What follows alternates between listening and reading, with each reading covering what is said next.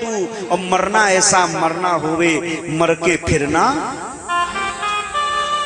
भाई मानव का शरीर मिला है ना, कुछ ऐसा करके जाओ कि हमारे जाने के बाद लोग बड़े फक्र से कहें कि नहीं वो दादा, वो भैया, वो बहन जी, वो माता जी, अरे मोहल्ले के लिए इतनी अच्छी थी कि जिस दिन से वो गई है ना तो मोहल्ला सूना सूना लग रहा है। ये स्थिति है आज।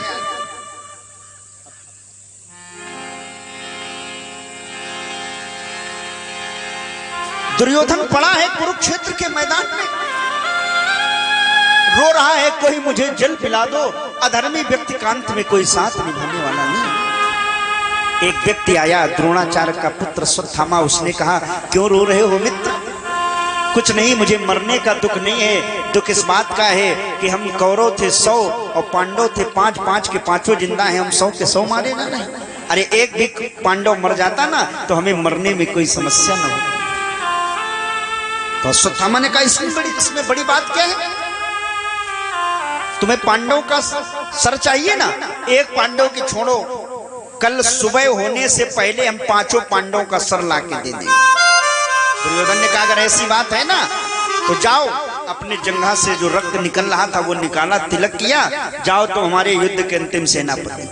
और ये अश्वत्थामा लेकर के नंगी तलवार डाल करके झोरी रात के अंधेरे में चल पड़ा। इधर भगवान पांडव को लेकर के भोले बाबा का दर्शन कराने चले गए। भगवान समझ गए अश्वत्थामा आ रहा है, गुरु का पुत्र ब्राह्मण, और ये पांडव इतने ब्राह्मण भक्त हैं कि अगर वो कहेगा कि हमें अपने सर दे दो तो पांडव काट के अपने हाथों से सर दे देंगे। भगवान चले गए, लीलाधर, लीला करनी है, लीला अधूरी न रह जाए, तो पांडवों को लेकर के चले। इधर बंधुओं, अश्वत्थामा रात के अंधेरे में गया और द्रौपदी के 5 पुत्र जहां सो रहे थे, उन 5 पुत्रों को जो पांडवों के जैसे ही हूबहू दिखते थे, तो उनको पांडव समझ करके ही उनका सर काट लिया। ले जाकर के दुर्योधन को दिया। ले दुर्योधन, तू रो रहा था ना, एक पांडव की कह रहा था, मैं 5 पांडवों का सर ले आया हूं। तो दुर्योधन बड़ी जोर से अट्टहास करके हंसा, वाह भाई मित्र, जो हम लोग कौरव इतनी बड़ी 18 छोड़ी सेना नहीं कर पाई, वो काम तुमने अकेले कर दिया। पूरा राजपाट महाराज से। मैं ठीक हो जाऊं ना, आधा तो तुम्हें दे ही दूंगा, चिंता न करो। लाओ जरा भीम का सर लाओ, जिसने मेरी दुर्गति की है। तो अश्वत्थामा ने भीम के बच्चे का वो सर दे दिया और दुर्योधन ने लिया उस सर को। सर को लिया, पहले तो बड़ी जोर से हंसा और फिर उस सर को दबाया। जो ही दबाया ना तो वो सर फट गया। समझ गया कि ये भीम नहीं हो सकता। क्यों?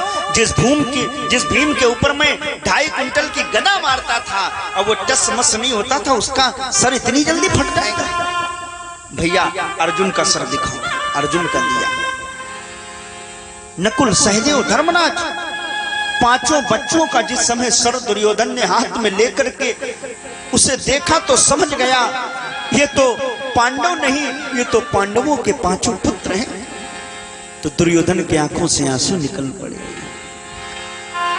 ओ मेरे गुरु पुत्र, तूने प्राण प्यारे हैं नसाए, पांडु कुल के और कुरु के, चमकते सितारे हैं डुबाए। पांडवों से था विकल। ये तुमने क्या कर डाला?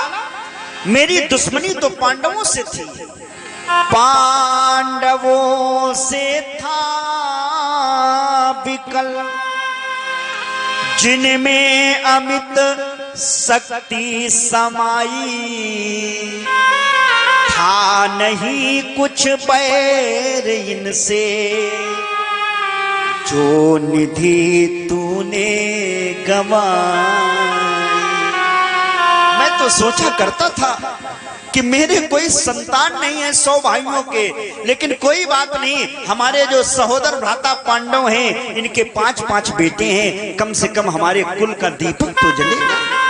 लेकिन अश्वत्थामा, हम लोगों ने वैसे भी चक्रव्यूह के भेदन में वीर अभिमन्यु को मार डाला था, एक तो वैसे भी बुझ गया था चिराग, ये भी 5-5 बेटे थे, तो एक सहारा था कि भी 5 बच्चे हैं, कुल आगे बढ़ेगा।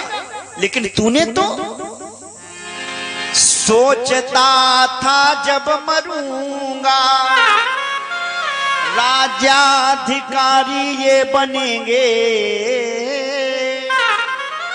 अभी तक निर्मूल कुर था, अब पांडुकुल निर्मूल पाया। अब मुझे तो लग रहा है निश्चित हुआ मरना पड़ेगा, अब मुझे लग रहा है निश्चित हुआ मरना पड़ेगा। रूपधर वरदान आया, मुझे वरदान है कि एक ही समय में जब मैं हंसूंगा रोऊंगा तो मैं मर जाऊंगा, और आज मुझे लग रहा मेरी मृत्यु आ गई है। और दुर्योधन रोता हुआ वहीं पर, ऐसा जीना होवे जीना फिर कल पाए तू, और मरना ऐसा मरना होवे मर के फिरना। भाई मान